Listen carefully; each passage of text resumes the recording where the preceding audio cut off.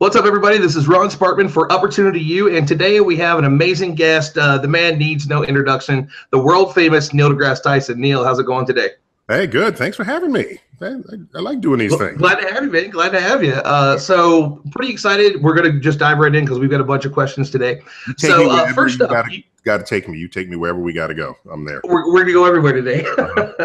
So you have also, often mentioned that after a trip to the Hayden Planetarium, you knew that you wanted to be an astrophysicist. Mm-hmm. So can you tell us a bit about the day that you found out you were going to run the Hayden Planetarium, the place where it all began? Well, it's an awesome responsibility.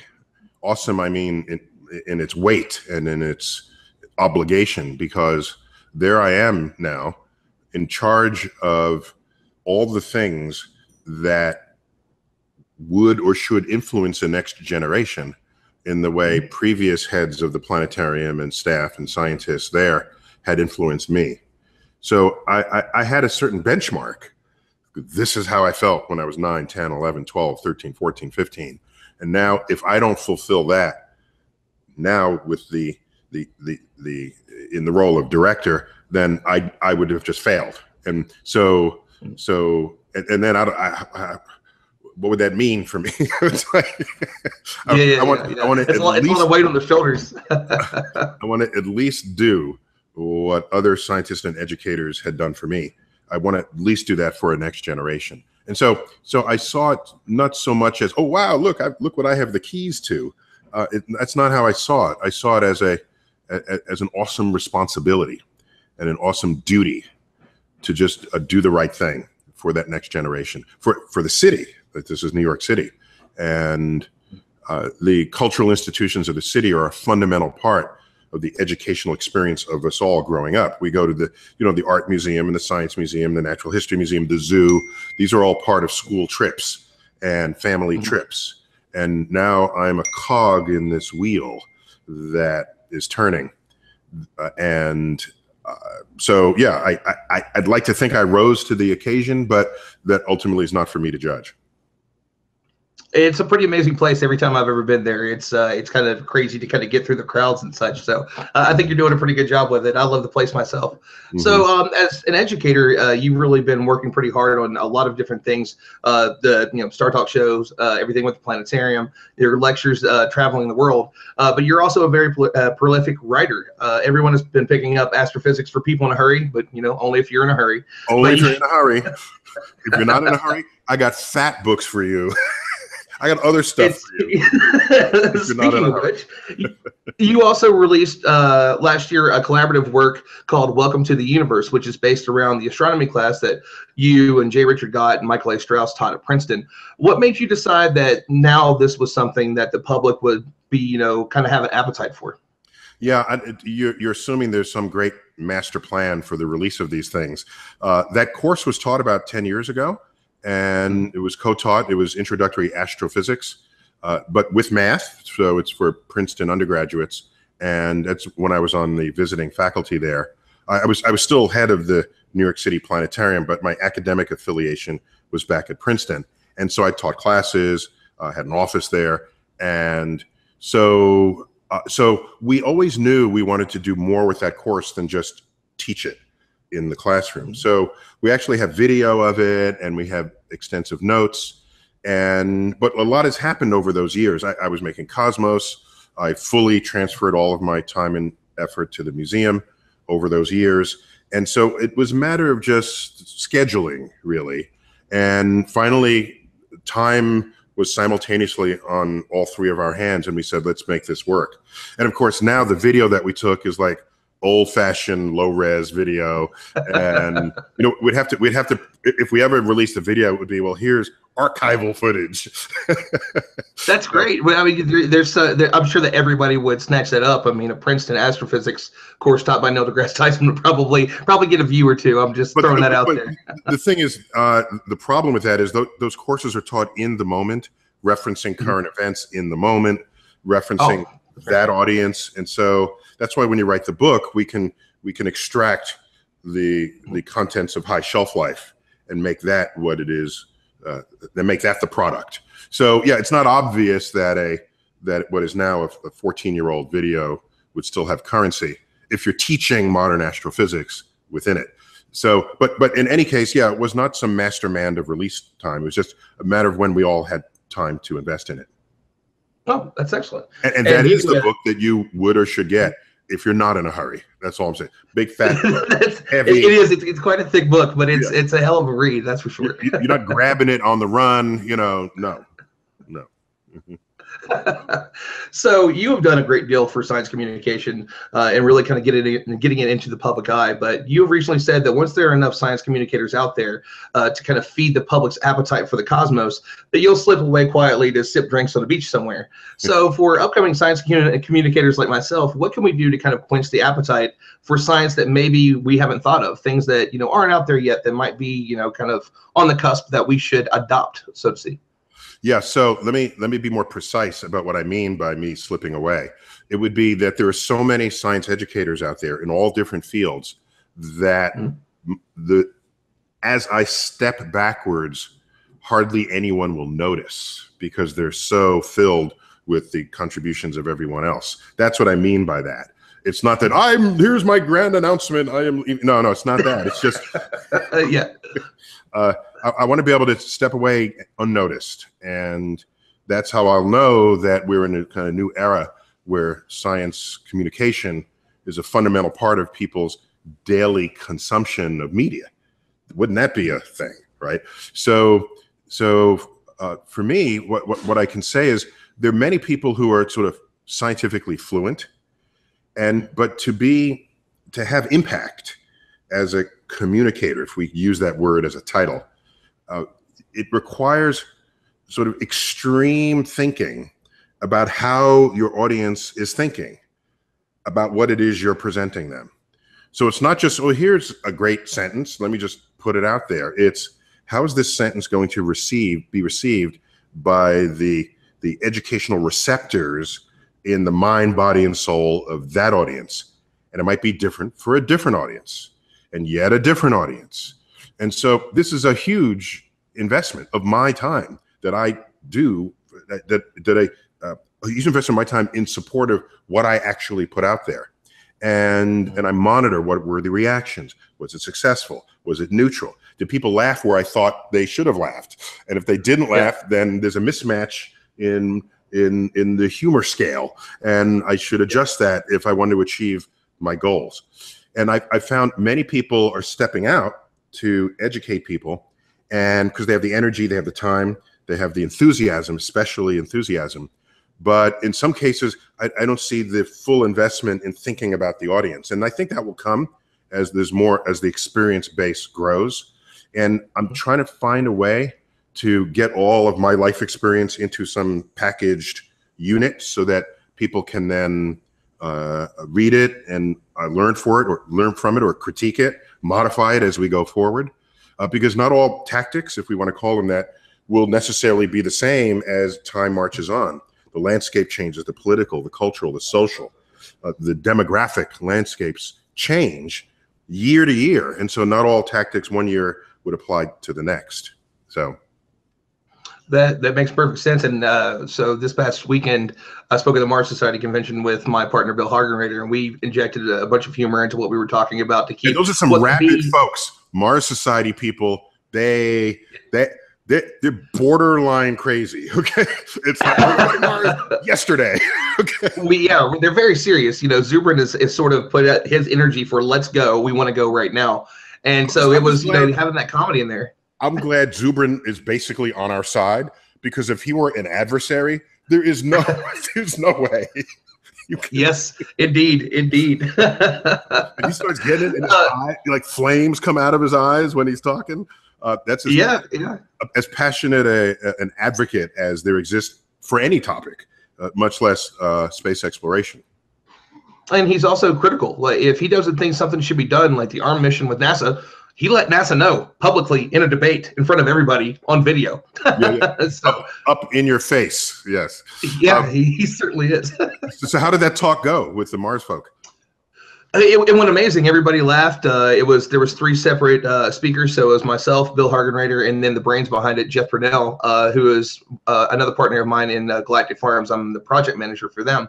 And so it was basically talking about how we're going to eat on Mars. What are we going to do? How are we going to grow food? How are we going to use Martian regolith and be able to make it viable to be able to grow foods? And that's really more where Jeff and his wife Melissa come in.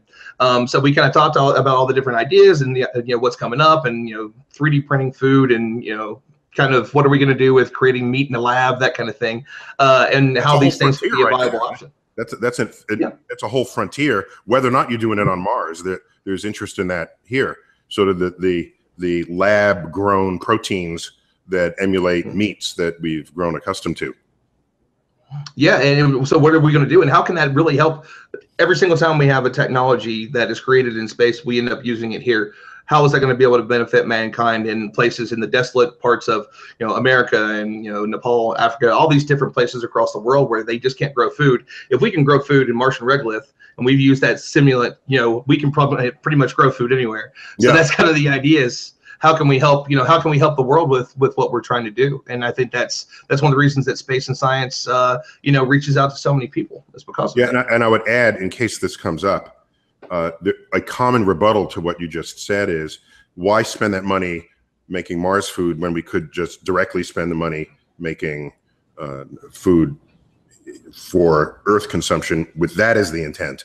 And for me, my rebuttal to that has always been, in a free society where people explore and learn and study what they want, it may be that the enthusiasm for figuring out how to eat on Mars for some people is greater than the enthusiasm for figuring out how to eat in the Sahara Desert.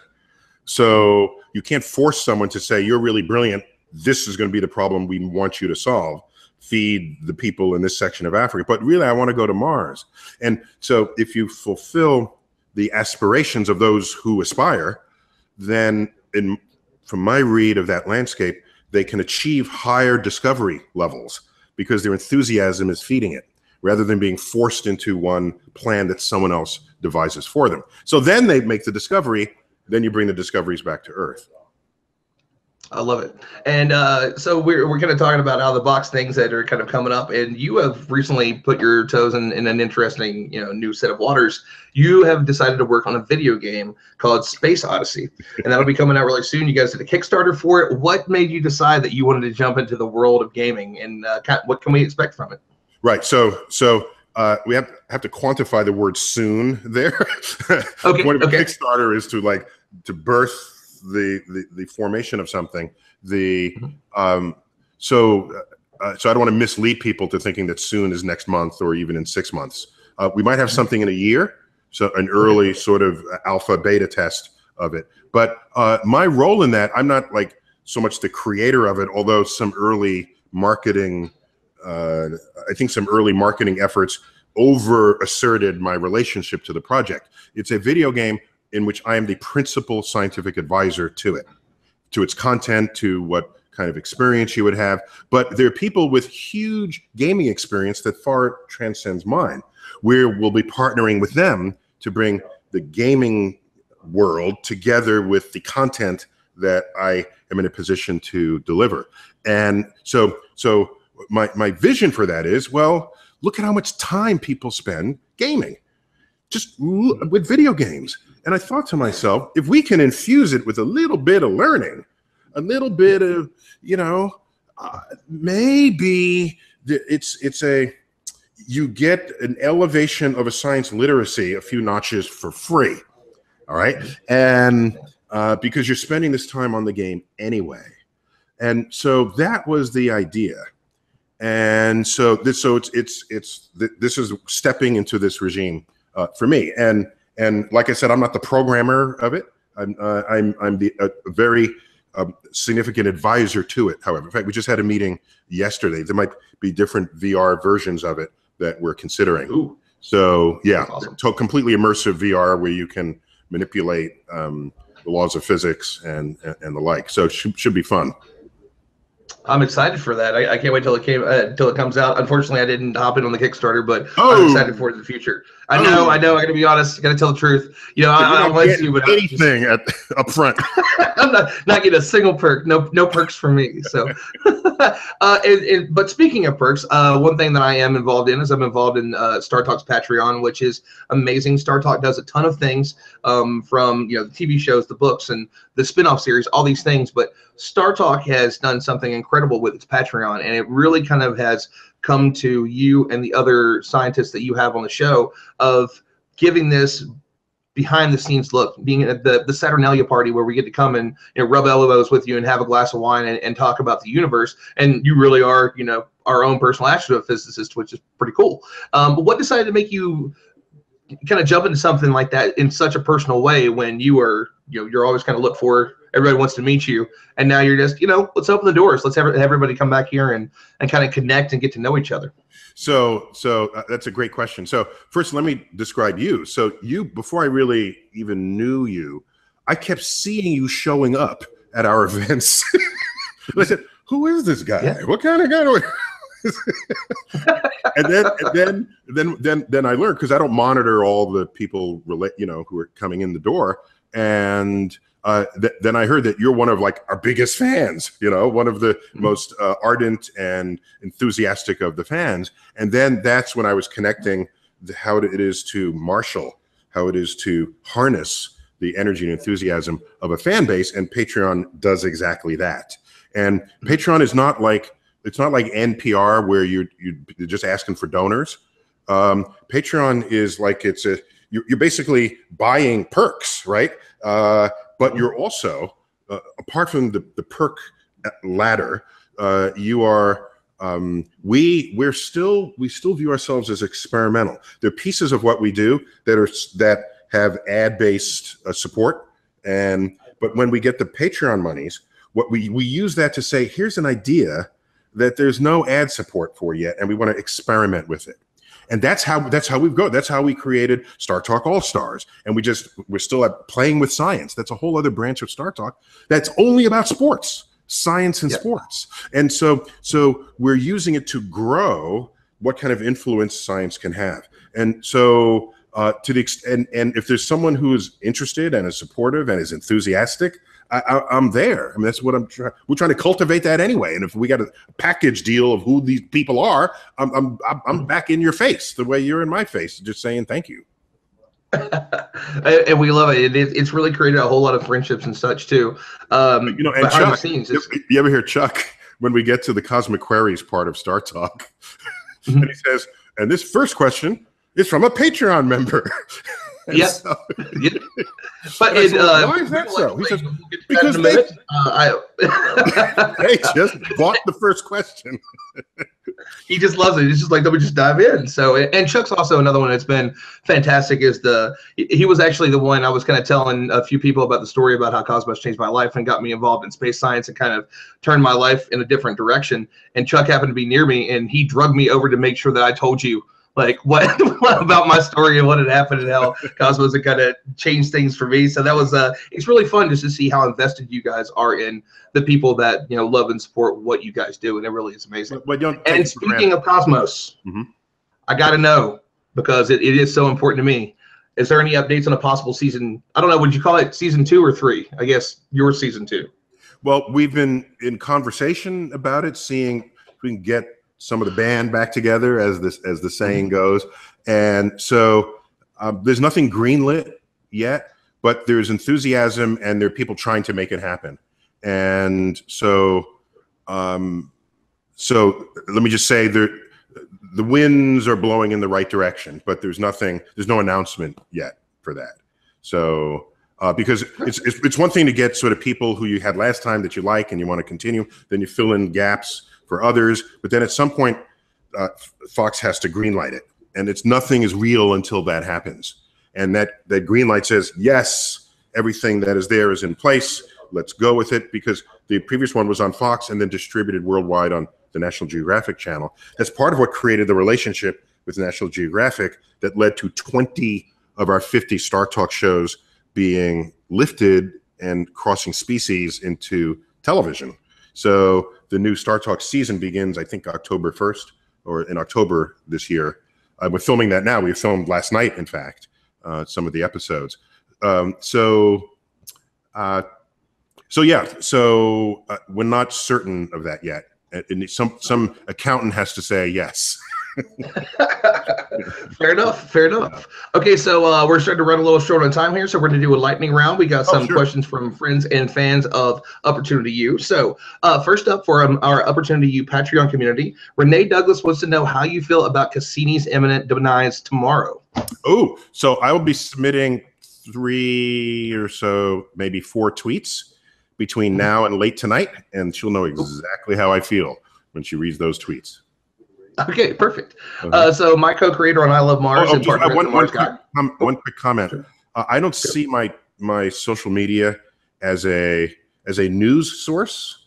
It's really just I put up whatever I'm thinking and feeling, and I direct people to others. The Planetary Society has great bloggers who talk about space. There's Earth and Sky is another great sort of source of news and information and updates. NASA itself. At NASA. So for me, if you're coming to me to say, give me the latest, I'm not really giving you the latest. I might give you what I'm thinking or what I'm feeling. And that's what will happen later today. Yeah. Awesome. I will let her know once we get done with this one. I will tell everybody. Neil's going to talk about Cassini. Get on Twitter. It's not news, though. Don't call it that. Right. Yeah. Don't call it that. It's reaction. Yeah. My co-creator on I Love Mars and partner with Mars Guys, he's a guy that I spoke with this past weekend, Bill Hargenrader. He wants to know that he said that you recently spoke of Mars colonization and said projects that are hugely expensive and dangerous with uncertain returns on investments make poor activities of profit-driven companies. What do you think private companies could create or provide as a service that would add to the overall profitability of our Mars ventures? And he makes the comment that there are probably some people that would pay an exorbitant amount for a glass of fine imported Martian wine. For the novelty of it, and they'll drink it once but not twice.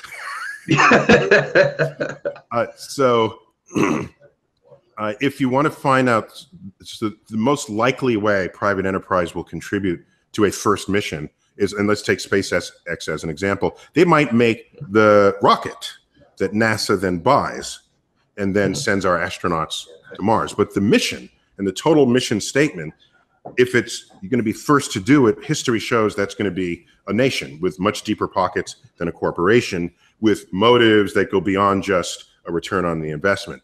And it could be projection of power, it could be militaristic, it could be economic, it could be whatever. But to do it first is what is the barrier to a corporation. To do it second, not a problem. Because then if you do it second, you get to see, oh, that's where the risk was. Oh, that's where your ship blew up and you fixed that problem and then you landed here instead of there. Oh, is that why you should take this Holloman transfer instead of this other? So the corporate capacity to establish a return on investment is greatly enhanced after it's done the first time. So in a more realistic scenario, NASA does it first. They could be getting off-the-shelf parts from SpaceX. And then later on, there's some routine things that SpaceX could do. They could send cargo to Mars once that's been established. But we're paying for that initially. It's tax-based money to do that. And when people say, oh, a new space industry has opened up, it's only really a space industry by my measures, by my definitions, if people start wanting to do it with their own hard-earned cash rather than as a tax-based source of money from the Internal Revenue Service. So that's how you would turn a space program into a space industry. But otherwise, SpaceX could stay in business for quite some time, make quite a bit of money and profit, just feeding what is otherwise the needs of NASA. I can see that happening quickly. Amazing. All right, so right on to the next one, and I love that I get to ask this. Former ISS Commander Leroy Chow wants to know, did you ever want to be an astronaut? And if so, did you ever apply? Yeah, no. So yes, I did once apply, and I'll tell you about that in a minute. But no, I never actually wanted to be an astronaut. I was the right age at the right time. I was, how old was I? I was 11. I was 10 years old, turning 11 when we walked on the moon, perfectly old enough to be touched and influenced. And I had known I liked the universe from age 9. So everything was in place for me to want to be an astronaut. But none of the astronauts looked like anybody I knew or even really cared about. In the 60s, long hair was the thing. The Broadway musical Hair was #1 on Broadway, and the songs about it were there. And here were these astronauts with these crew cuts, speaking in mission controlese, right? And they were military guys at a time when the popularity of the Vietnam War was waning rapidly. So everything they were and represented just seemed as a separate Venn diagram from anything I occupied. But apart from that, and an even stronger fact, is I was interested in the entire universe. And I knew that going in orbit around the Earth and into the moon and back was not exploring the universe. So even though the word space is applied in both regimes, to me, you know, planets, galaxies, the Big Bang, that was what really attracted me. And I didn't see them as the same exercise. Later on in graduate school, I'm at a wine tasting, okay? And there's a guy, this is in Austin, Texas, and there's a guy who's visiting from Houston. He happens to be sitting next to me, and I'm commenting on the wine, and I'm doing this. And he finds out I'm a graduate student in astrophysics. And he starts asking me all these questions. How long have you been interested? What you're, how good are your grades? Whatever. And I said, well, why are you asking me? Oh, well, I work for the astronaut recruitment office. I think you should apply. And I said, okay, I'll apply. And so I applied, and it's a big, long application. It's got some government elements to it and the rest. But it turns out you needed a PhD, and I was still in graduate school at the time to be the kind of astronaut that they would look for in an academic. That they're called mission specialists. They all have PhDs. I didn't have a PhD yet, so it was not accepted, and I didn't have the energy to apply a second time after my PhD. So yes, I did apply once after being cajoled by somebody, but my general interest was just simply not there. So it is interesting that you had that, and maybe this kind of flows with it. I am currently doing a citizen scientist astronautics program, and the executive director of this program, called Project Possum, is Jason Reimuller. And next month we're going to Ottawa, and we're going to do micro G and do spacesuit testing and a few other things. And so he wanted to know if you would ever be interested in joining a citizen scientist astronautics program. And what do you think about those? Well, so yeah, so I'm, like I said, I've never, I was like cajoled into applying, and I did so willingly after he cajoled me, but still, what I would welcome one day is one of these zero-G plane experiences. That would just be kind of fun, I think. But I don't need to be in orbit for that. We got the planes, and you get 30 seconds or 40 seconds of it, and you go through the roller coaster ride there. And I'd be happy with that. And for me, going into orbit, again, that's not space to me. Orbit, no. When you're orbiting the Earth, you're as far above a schoolroom globe. All right. So where's the space station orbiting if everything was scaled to a schoolroom globe? I've asked people this. Tell me where you think the space is. They say, well, they say about here or out here. I said, no, it's 3/8 of an inch above the surface. And somehow we all agreed that that's called space. You want to send me into space, send me to a destination like the moon, Mars, and beyond. Then I'm signing up for it. That'll be, and I'll bring the family, get a good Netflix account, That's awesome. Yeah. Bring so some books. That's actually what we are doing. We are doing a zero-G flight. So he wanted to invite you. You were more than welcome to join us. Not necessarily on this one. I know you're a busy guy, but if in the future you would ever like to do one of the projects that we're doing, we're going to do more in the future to test the spacesuit to eventually take it suborbital and orbital. So he wanted me to pass along that invitation. Nice. Well, thank you for that standing invitation, and you know how to reach me. So next time you do it, drop me a note, and if schedules align, and I'd be happy to consider that. I love it. All right, we got one more for our end of it, and this comes from Travis Shank, the director of the Discovery Center at the Space Foundation. He wants to know, what is something the average lover of science can do to promote science literacy?